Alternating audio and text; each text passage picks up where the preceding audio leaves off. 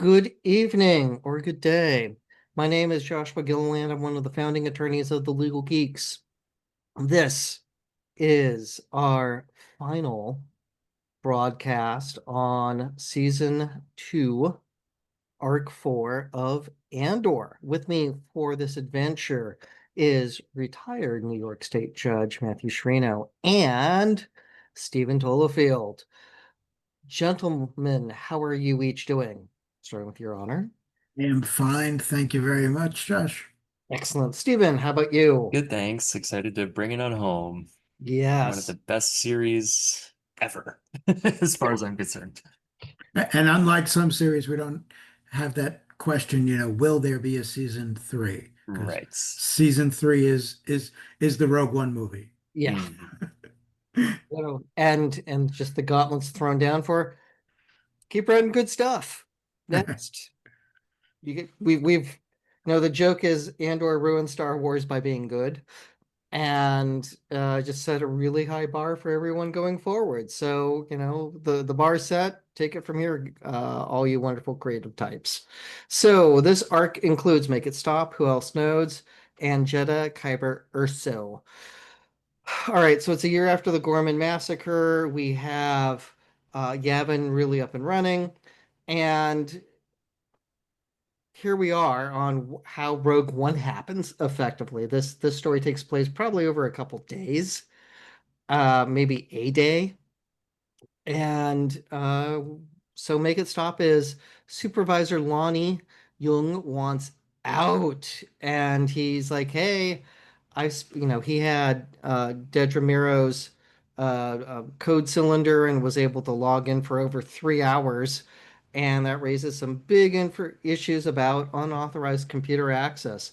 Your Honor, can you talk to us about computer trespass, at least the New York version of it? Yes, in New York, Lonnie would have been guilty of computer trespass, which is a Class E felony in New York. A person is guilty of computer trespass under Section 156.10 of our penal law when he or she knowingly uses, causes to be used, or accesses a computer service, or computer network without authorization. And although he did have imperial authorization to enter imperial networks, Deidre had different access levels than he did, and he was accessing parts of the computer that he did not have access to.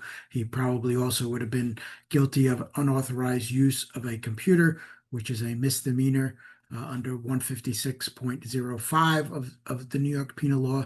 A person is guilty of unauthorized use of a computer when he or she knowingly uses, causes to be used, or accesses a computer service, or computer network without authorization. And again, although he had some access to the network, he didn't have all the same levels that Deidre did. And that would bring us to the Federal Computer Fraud and Abuse Act. And Stephen, those were your notes, so you could take it from there. Yeah, there's federal dimensions too. Lots of states like New York have hacking and cybercrime statutes, but the federal law includes a section that's specific to espionage. That if you access a computer that has sensitive federal data on it and take that data and give it to someone who's unauthorized to have it, that is a specific violation of the crime, among other things in the CFAA. But if you get convicted of that espionage violation with any other violation, it's up to 20 years in prison because of that espionage. It's not really an enhancement; it's like a separate crime. But yeah, it's similar. And similarly, as you pointed out, Judge, it's not just accessing a computer system. It can be exceeding your authorized access, not just the physical act of putting your fingers on a keyboard that doesn't belong to you. So similar in that way. And California has an interesting wrinkle on it because it'd actually be a form of identity theft because Lonnie logs in as Miro. And so that would raise this like false impersonation element of it as well. And so with California, that's actually one of the elements that we have for an identity theft because he's logged in as her. So it's all kinds of fun wrinkles on how different states or the federal government would prosecute this. But this highlights, what the Force wills, because without Deidre being this pack rat going after all this information and then Lonnie logging in and finding out what she knows, that's how the rebellion ultimately learns about the Death Star and kicks off everything that we will see in the Skywalker saga. Or at least the original Star Wars as we enjoy it. So without Miro being obsessed about finding access, none of the original trilogy would have happened. So it's as the Force wills it, and I find that hysterical on how we get here. Yeah, I hadn't thought about it that way, but she's the loose lip that sinks the entire empire pretty much. That's amazing. Yeah, without her, Luke would have stayed on Tatooine. So, like there would have been, because the rebellion would have never found out about the Death Star until it was too late. And maybe it would have happened in some other way. But the entire point of what happens in Rogue One has to have these events take place, which means without her being obsessed, she's the causation. And with a bit of a spoiler alert to later on in the arc, I'm sure that when she's rescued from the holding cell for which she's in by the rebellion, her defense lawyer might be able to raise all of these mitigating factors to try to get her war crimes case dismissed. But we'll leave that for future moot courts, probably. Yes, yes, one day at a time. But we have her again deciding to raid Luthen's art store, and this gets, I'm a civil litigator, Well, and but before oh, that, let's discuss the witness protection program oh, that sure. Luthen puts Lonnie into. Yes, yes. So Permanent witness protection. yeah, this is dark because Your Honor, you raised it. Why don't you take it, and then I want to share some of my thoughts on this. As soon as, Lonnie uh, spills the beans, so to speak, as to what he found out, Luthen's answer to make sure that he tells no one else or doesn't become a weak link is to shoot him at point blank range and kill him. And he would clearly be guilty of in New York common law murder, which is murder in the second degree, because he did willfully cause the death of another person. Arguably, if the ISB is a police force, that could be murder in the first degree in New York, because the murder of a law enforcement officer would be murder in the first degree in New York. I'm surprised Luthen didn't have an extraction plan, and kind of disappointed in him. Like he knew this day was coming. Like when it comes time to, we're gonna eventually have to bail. So how do we get everybody out? And on one level, it'd be super lazy if the plan was just to kill the guy who's been a useful informant. That's bad for morale. That's not a good way to recruit more people, is if you just off people. It's one thing to have to make a sacrifice of a team in order to not blow a deep cover operative, but to have no extraction plan is, well, that's just weird. And I don't know if that means that they're just running out of resources, that they knew that they wouldn't be able to get everybody out. But Or maybe they didn't, maybe the idea of trying to secure his wife and child was just too much of a complication because they could extract him and leave them behind, but then they are hostages to get him to draw him back out, or trying to gather them and take them with him is kind of risky proposition too. but Luthen is really good at preparing. So why not have a plan for that? Or, Lonnie as the ISB agent, have the wife go, all right, so you're gonna go visit, your parents on planet X or whatever. And that's when I make the move to get out of here and we rendezvous someplace else. Uh, but that would mean the wife knowing, which again is another factor to this. But she would still be a loose end, for escaping. So it's just Not a great situation. no, it just bothered me because thinking back to every James Bond type movie, it's like you have a plan to get out the people that have helped you. Because if you're trying to build a rebellion, if you're just bumping off the people who are helping you, that just seems to not be great. I mean, it highlights he did have to adapt the plans of his enemy, but still, man, like it just anyway, just seems bad for morale. Yeah, the whole, the weakest part that I really felt in this arc was that lack of of an escape plan. To when the gig was up and they kind of saw it happening at that point, not even to have his art gallery like you know rigged to blow up. He was pouring acid to destroy uh, computer files and stuff. It seemed a lot less than he would have planned.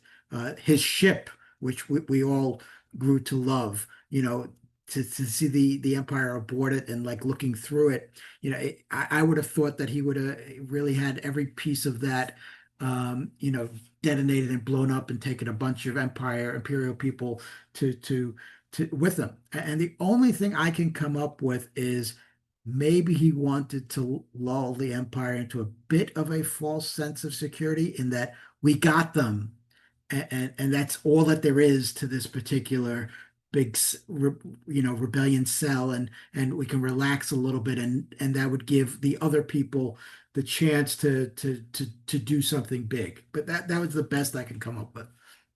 Yeah, you think you would have a detonator, again, a thermal detonator, and it's like, all right, and bye-bye, like push the button and that baby blows. That's it. We're done. Next.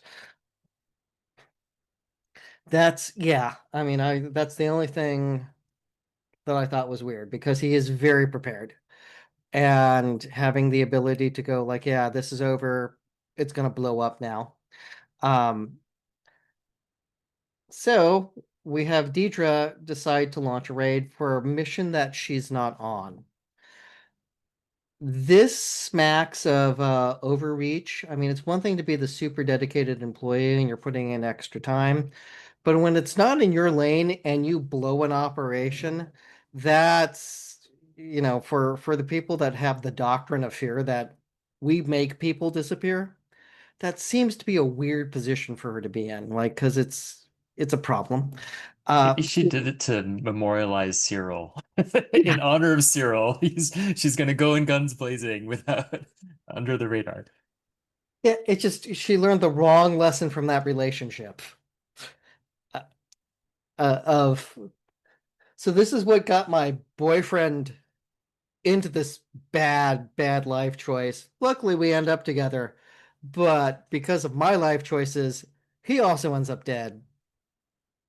Why invest more? Like, nobody learns the lesson of like, wow, I'm gonna go into a different line of work, or hey, I want to go get stationed here and not be part of this anymore. No, she's obsessed, and that ultimately leads to the destruction of the Death Star. So, whoops. Uh, but it's a brilliantly acted scene. Like the actors just swing for the fences. One of you made note of the great quote, only two pieces of questionable providence in this gallery, any guesses? uh then one of you also raised the issue was Dietra's execution of the arrest negligence, malfeasance, or treasonable, because she allows, evidence to get destroyed. Who who would like to bring that on? She clearly you capture the and secure the scene before you do anything else, and she gave him time to destroy evidence and to what he thought was accomplished killing himself, that he couldn't be used to test. So, if you're going to go off book and try a mission, you got to really do it well. And she butchered it. And that's, the reason that her fate is what it is in the show ultimately is because the way she handled this botched operation. Yeah, I'm surprised they just didn't shoot her because that's the Empire's not exactly shy in shooting those who screw up. So, but they also, I mean, Star Wars Rebels gets into this with the way that the Empire set itself up for failure by having officers compete with each other.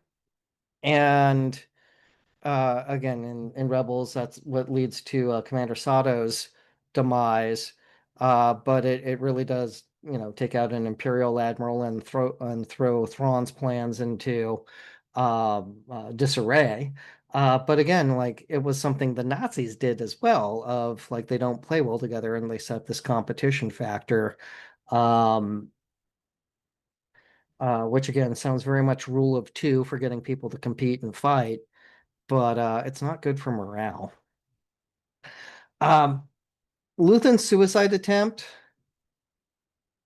Well, suicide, we don't like that. But two, you do think he would have had like the tooth or something that could have been the quick exit. It would eliminate a giant storytelling opportunity, but you think there would have been he would have had a better exit plan for himself. Um, Not to be critical of the story because it's still brilliantly done, but again, these are very prepared people who now are looking like they weren't ready for this contingency. And that's just kind of weird for them. So we have um, uh, uh, the entire operation in the hospital, breaking in, impersonating a nurse. And Your Honor, there's a lot of New York code cited here. So I have a gut feeling you shared your expertise because Stephen and I are both Californians. Yeah, she goes through various things as she tries to get access to Luther, so she can basically have a mercy killing of him, and she would have been guilty of the higher level D felony trespass of criminal trespass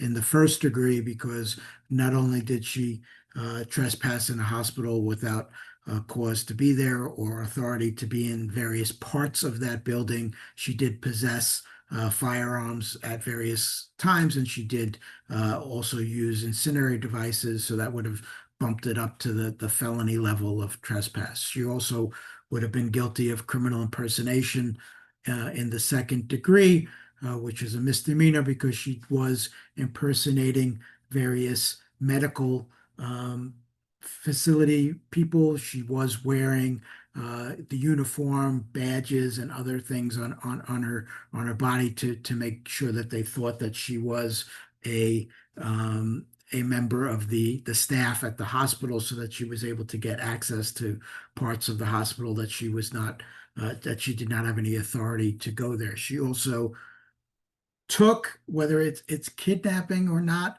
I think it's simply the fact that she kind of did take E.T.'s grandmother without her authority or permission to take Fiaza. So I think she might have been guilty of kidnapping in the second degree for abducting of another person. Although she seems Um, like she's having the time of her life. Like just she had a loving. great time.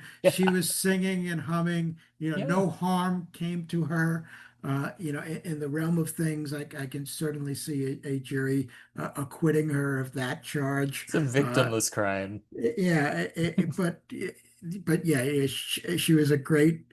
There was a lot of heavy things going on as she was gaining access, and it really did lighten it a bit. I love that they used, that particular alien.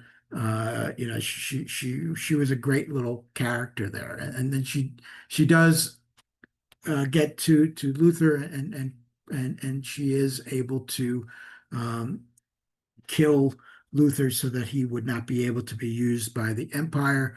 Interestingly enough, in New York, they are currently they literally yesterday just passed the legislature, and it's on now the desk of the governor in New York, the New York Medical Aid in Dying Act, which is similar to the Oregon Death with Dignity Act, which would allow for mercy killings in certain situations. The Catholic Church in New York is very much against it and is been fighting this bill for years. But there is a pretty good chance that New York will be passing this bill that was just passed yesterday by the New York State Senate Hmm. and is now on the desk of New York Governor Kathy Hochul, who has to decide whether or not she's going to sign it or veto it. And it would allow, a assisted, basically an assisted suicide type of bill. Hmm. Interesting. California's had the End of Life Option Act for about almost 10 years now. It's 2016 was passed. But it's certainly it's something where the person who's terminally ill has to make like two oral requests and a written request. There has to be sort of no coercion, and it's a prescription for the person to end their own life. You can't like if someone's like in a coma, you can't have someone like just murder them like Yeah, and right. clearly That's Luther was in no position right. although I think it would have been very clear that that would have been his desire. Sure. He was certainly not able to express that desire at that time to take his own life. But he tried to take his life to begin with, but he could have arguably changed his mind. But she was successful in in a very tough thing to pull off. I mean, even so that when they first when the Empire was first looking to see how it was done, they thought it was multiple people because they could not fathom how just one person would be able to pull this off by themselves. Leia was terrifying. She was like Darth Vader at the end of Rogue One. She was just like relentless and like And powering through those hallways. her facial expressions, Yeah. there was just such a blank. Her eyes told a story, but her face was blank, Yeah. and it just she's a relatively new actor, and she certainly will have many roles after this. She played an incredible character throughout the series, and this whole encounter was incredible, I thought. Going back to the California law, it has to be something terminal. Like, so it can't be, I'm depressed. Like, it has to be a terminal illness that there's no recovery from. And and the doctor's still not the one pulling the trigger for it. So he could have recovered. So the California's right to die, bill would not apply because it's a self-sustained injury that he could recover from. And the New York bill is a significant likelihood of death within 6 months. So it's also a Yeah. terminal death with dignity act. But that raises the issue that we've seen with this before of operational security. Like, this world of spycraft is not functioning under anything we would see as legal because duress is not a reason to kill someone. Like, that's not justification. Or saying we have to keep the secret, so I'm going to start killing friends. Which is a theme throughout Rogue One and all of Andor, with different people getting put down in order for operational security so the rebellion survives. From a spy story perspective, that's the right call for them. From a legal perspective, it's not defendable. Yeah. You I'm gonna put in my medical directive that if I'm ever at the business end of a interrogation droid, feel free to off me. Just pull the plug. Oh boy. That's a lot to unpack there, man. Um but luckily we don't have those yet. So I don't know if something in Silicon Valley is being developed as we speak, but uh, those advanced robotics that look like scary dogs that, maybe again, maybe there's some engineer who watches this and go like, I could make that. And if that's your reaction, that's not a good reaction of I can make something terrifying. Interestingly enough, those dogs that you speak of, which are made by Boston Dynamics, um, they entered, and the company entered America's Got Talent last night, and it had five of those dogs doing a dance routine. One of them broke down in the middle of the dance routine, but the other four completed the dance routine. But it is one of the cutest things you've ever seen. So if you want, Google Boston Dynamics, America's Got Talent, and you can be entertained by those dogs doing a dance routine. Yeah, it's what when you see a droid builder with R2D2 at a con, little children will come up and want to hug that R2 unit. I've seen ladies kiss the R2 unit. People feel very happy when they see an R2D2 rolling in. Sure, it's remote control, but people naturally think that's one of the good guys. The murder robot is terrifying, and let's not normalize the murder robot by making it do a dance routine that's going to go like, "Hey, it's all cool. These terrifying things can put on dinner and a show for you." Now, we do get flashbacks, which looks like they go to Naboo in one of their flashbacks, and we get to see Luthen just having his name is spelled the other direction. So, but we do see the beginning of them playing spy. And so we have, like he doesn't follow lawful orders. Well, let's just say he doesn't follow orders. Whether or not they're lawful is a question of uh, an illegal order is illegal on its face, is what case law says, and that goes back to um, like Aaron Burr prosecution of like it's clearly looks illegal. Um, Case law talks about then after World War II, I think it might have been late 40s into the 1950s. I don't remember for sure, but it's someplace in the European theater.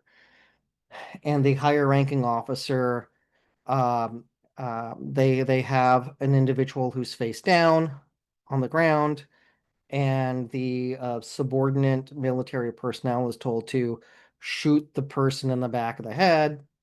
That person does so, and then does the "I was just following orders" defense, and that doesn't fly because shooting someone who's face down in the back is on its face an illegal order, and it's repugnant to law to have to follow an illegal order. So was what Luthen was getting were those illegal orders? Because it looks like he's in the Imperial infantry doing his thing. Uh, Your Honor, you have experience in military law. What's your view on Sergeant Luthen's failure to follow orders? Yeah, he was an NCO or sergeant or a non-commissioned officer. He also was drinking, and it was clearly suffering from being shell shocked because he kept saying to himself, make it stop," as the shelling was continuing. But drinking while on duty and during an active mission would have violated various military regulations. When he was ordered to strafe the ridge, it seems like that was probably the killing of civilians that were defenseless, and that probably would have been an illegal order on its face. And he at that point finds the little girl who becomes Clea, and he then takes off with her, leaving the battle, leaving his fellow troops. He has the troop transport, so he would be leaving them there. So that would have violated various military rules, stealing property, leaving his fellow troops behind. So even though he did not necessarily have to follow the order to shoot the unarmed civilians, he's still not allowed to take the ship and the girl and go home. You then see him kind of raising uh, the girl, which would raise various guardianship issues. You know, clearly there was never any kind of formal order of guardianship. He just kind of became her father figure. And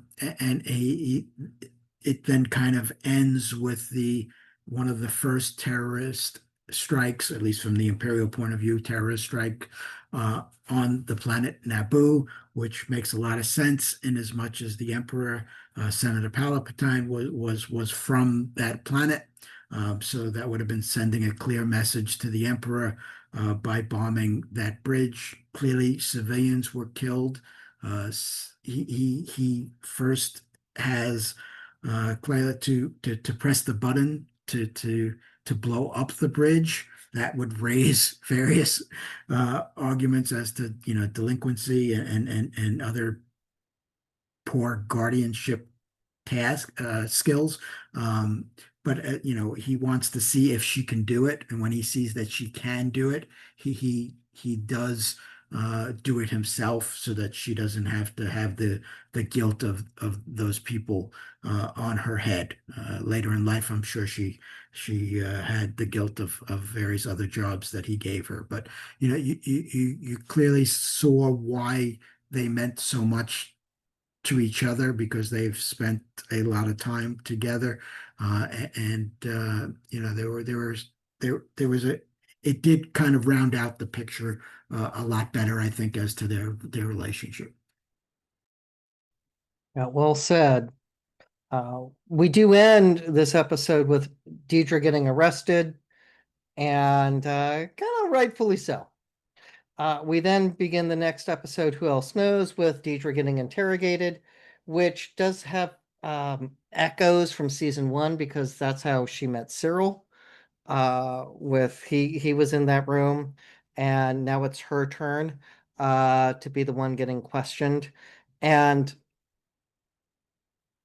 we have just some no-nos in interrogation. Like, you're not supposed to touch the suspect. And I don't know how many of those lines or the physical behavior was improvised. I think the finger to the head might have been improvised because she looked so surprised by that, or it was just really good direction, and we just have really good actors at play. But let's talk about the interrogation, and which one of you would like to take Deidre's interrogation? Well, I mean, I guess she's definitely in a pretty analogous situation, as you said, with what Cyril went through. This time though, she has it's interesting how she has already maybe played through the accusations in her head by the time they get to her, because she acknowledges that she got the email. She should have said something. She has like responses to all the questions that she's being asked. But again, she doesn't have a lawyer, which would be her right in an interrogation. She shouldn't have to be doing that by herself. Although I guess, the right to representation if you're accused of treason, I don't know. Judge, I don't know if that's sort of if you're in some sort of an espionage situation, if you have similar constitutional rights. It's a bit of an open question. Hmm. Those that were in Guantanamo Yeah. were all eventually given lawyers. So the answer is yes, you are entitled, but it's not necessarily done right away as it would be in the civilian aspect because there are security concerns and those would be exhausted before, but eventually you would get the right to have an attorney. Right. And if you're on US soil, it's pretty clear that you have Right. attorneys. Which is why they kept them in Guantanamo. Exactly. Or they interrogate them in, another country altogether. Yeah. So, yeah, Krennic, and again, it's just Krennic is such a cool character. It's neat that we see him again, and like within 24 hours, he's on the receiving end of like Vader choking him and smacking him around. So like they do again have a very bad HR department and how they treat people. This is again when your underlying ideology is the doctrine of fear, this is not a good work environment for anybody because admirals get force choked and killed on a regular basis. So, uh, she does this plan without authorization. She finds out about the Death Star. Uh, it's bad when like trying to like figure out a historical comparison to this. Like would have been like Oppenheimer showing up and yelling at someone. Like is it that level of boo-boo? Or the Japanese side, Yamamoto going and smacking around, a lieutenant for making some very questionable decisions. Like you have a very high-ranking person come in who had to leave his job site to, late smack people around. And Or a general yeah, slapping someone in the hospital ward who is suffering from shell shock. That the, it ruined Patton's career to some extent. yeah. Bradley rises up because of that. I mean, Bradley was still doing well on his own, but still, like, Bradley takes over for a reason. And yeah, so again, there's just so much happening with this. Uh, and we have Clea the stress is catching up with her because she goes from looking very competent to very ragged quickly because she's had a rough day. Uh, I mean that condo is now a dump, which probably makes it easier to hide in.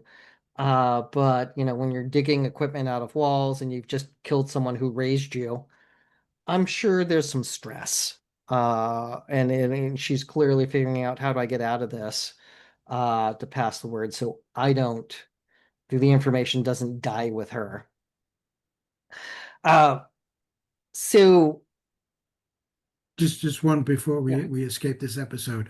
One of the reasons why I think that Deidre was able to save herself from the death penalty and was able to, get some mercy and sent to prison in the next episode was she does give Hurt the way to find the rebels. So maybe someone had some mercy on her for, showing that she still was the loyal imperial soldier that she was, even when she was, getting information through group chats from the Imperial Secretary of Defense. yeah, I thought about this because maybe death was too good. That if you want to make someone an example, I think they're used to people dying. And sending her off to a gulag to work to death, might be viewed as worse because it's a huge insult. Because this was someone who, Except no one knows that prison exists in the Imperial realm, so I don't know how much of a punishment it is to others, but clearly it's a worse punishment than death. yeah, it's like we'll work you to death, and all of the clout that you had is now gone. Um, you're uh, going to be making widgets for some super weapon. That's life for you now. Say goodbye to that nice apartment. The So I mean this goes end of the episode to beginning of the next one of those on Yavin get Luthen Clea's message and they have a communications blackout because they're trying to keep Yavin secret because Yavin can't fight the entire Imperial Navy. They could take out a few fighters, they could put up a good show, but if there's orbital bombardment, how long would they last? And the answer is probably not long. Um, so they have a strict information security, and we see our heroes kind of sidestepping that in order to go rescue the guy that brought them all together. So, um, the final episode, Jedha, Kyber, Erso. We have, I think, some of the best spycraft storytelling of how to go save Clea. Uh, and we get to see K2SO in all of his glory, just smacking people around. That is so refreshing. And it's a good fight. Um, but it raises the issue of you shouldn't use people as a human shield. Like this crosses into desecration of a corpse pretty quickly. I don't know if you can necessity defense your way out of that. I don't know if there's case law where that's been used, as I used, you know, Freddy as a human shield in order to avoid getting shot, um, and then threw him. I don't know if that would work. And I don't, luckily, I'm not in a practice area where that will ever be a question I have to deal with. Um, and Your Honor, if you haven't dealt with it, that's a good sign. Yeah, Uh, I especially don't see a case where a robot would be allowed to use a human as a shield and get away with it. I think that robot would be deactivated. yes, yes. So, excellent hallway battle. Uh, we also see more of Saw and Mon Mothma with their disagreement that's been brewing since Rebels. Um, and it's also in this 1 year period where Saw apparently does get massively injured and loses legs, and is, a walking respirator. So it's nice to actually have a little timestamp on that, because when we see him in Rebels, he's still in one piece. All right, so we have the U-Wing returns and with no flight plan, and there's all kinds of security issues with this. And Your Honor, can you talk about the unscheduled U-Wing flying back in?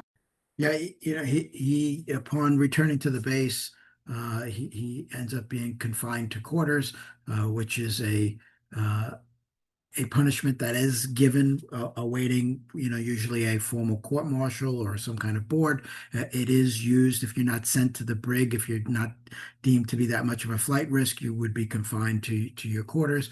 And he was doing that to await further military action or a military tribunal. He probably would have been guilty under the Uniform Code of Military Justice, Article 121, which is basically taking a property without authority to do so, because he did take both K2SO and he did take the U-Wing to try to rescue his friends from Coruscant. He also did not have permission to leave, so he would have been guilty of Article 86, which is AWOL, absence without leave, because he was not given permission to leave the planet with property to go on this unscheduled mission. So he clearly would have violated the military code, and at this point, the Yavin base is a formal military organization with a rank structure, a hierarchy, and clearly he was violating those laws. He does tell them what he learned and the information that Luthen died uh, to provide them. And as we all know from the future Star Wars shows, we know how crucial that information was. But he is confined to quarters and told to wait there until they decide what they're going to do with him. Yeah, all makes sense, but it's also so well acted and written. We when we have Bale versus Andor, and it's a question about like, well, when would you last see him? It's like, well, when I saved Mon Mothma from your people, like that, like those one-liners. It's like, yeah, okay, um, good to know, my mistake. Um, so again, just brilliantly done. And it's Mothma who is more on his advocate side for letting him go by the infirmary to see Clea. Um, so yes, lots of good stuff there. Um, we have with Pentagas listening to the manifesto, which I guess was a vlog, uh, that we a podcast. Um, because it wasn't just like some flashback audio. It was, the head of the ISB listening to this. Um, it's fitting that the Imperials basically are okay with suicide of a high-ranking person, doing a Harry Carey type move to end their life as a matter of dignity. I thought that was interesting. Of I need a moment to collect my thoughts, and he shoots himself. Uh, Again, like we wouldn't recognize that, but apparently they did, and the officer sent to bring him in, calms down the stormtroopers in the hallway, like it was code that they had for I need a moment to collect my thoughts. Is I'm just gonna go shoot myself. But if you know that's the code, is that okay, or is this malfeasance of some kind? Your Honor, your thoughts on that? Yeah, I think he's Captain Legrat served with the Major for a long time, and I think he was giving him that professional courtesy. Whether the captain's superiors would see it that way is another story, because if they wanted to um, question Major the Major about something, they might have wanted him alive. I don't know where interrogation of Patagots would have given them any more information.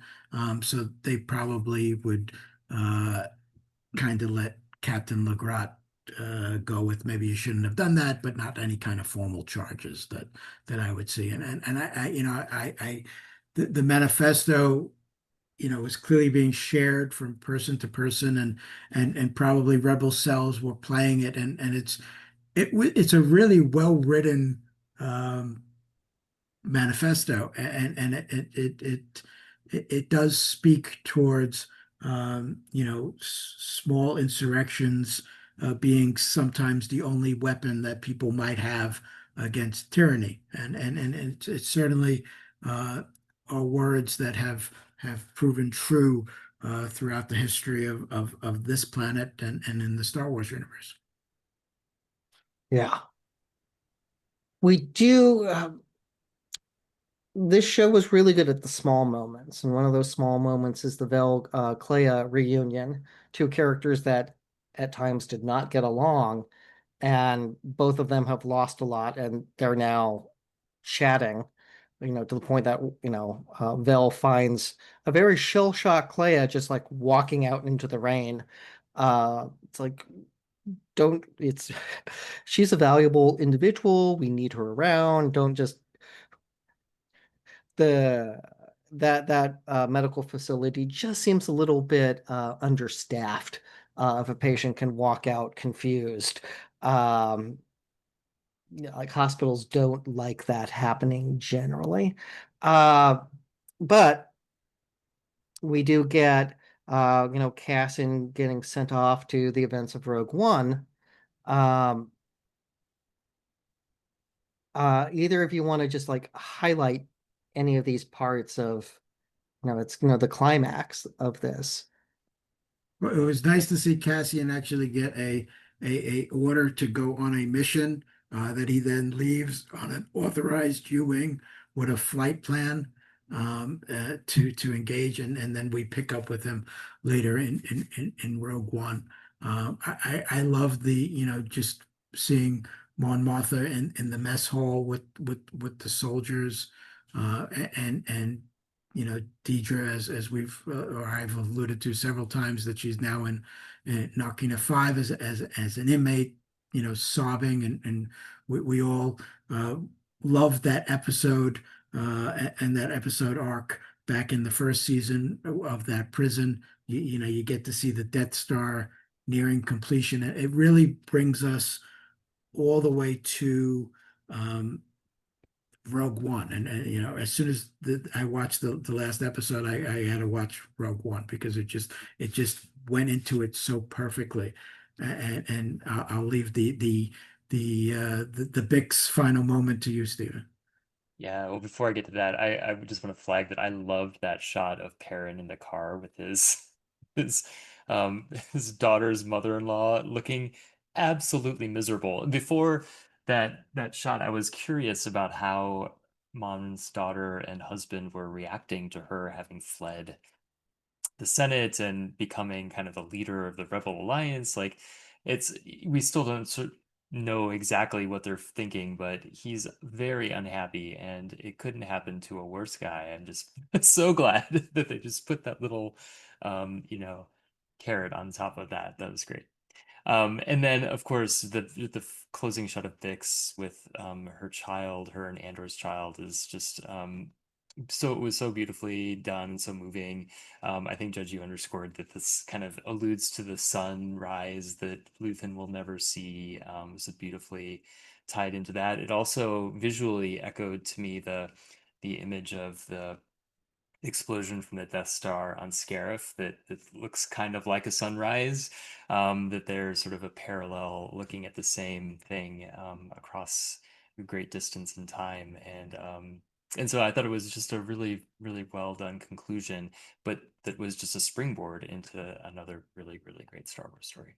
And I love seeing, you know, P2 EMO having a friend and Yes. and literally having fun and playing on the planet and you know they're kind of playing tag or having a race and just to see that he kind of had a happy life at the end was really great. And you know, someone had told me to watch through the credits and listen to the music, and I'm glad someone did because I probably would have noticed it otherwise. But you know, the Andor soundtrack is very somber, and it was going as it goes through the credits, and then it led into, you know, the John Williams Star Wars theme, and it was done in a wonderful way because you know it brought that new hope leading into to Rogue One. So it was a very very satisfactory, well done conclusion to a great season. And yes, as Josh said at the beginning, you know the bar has been raised,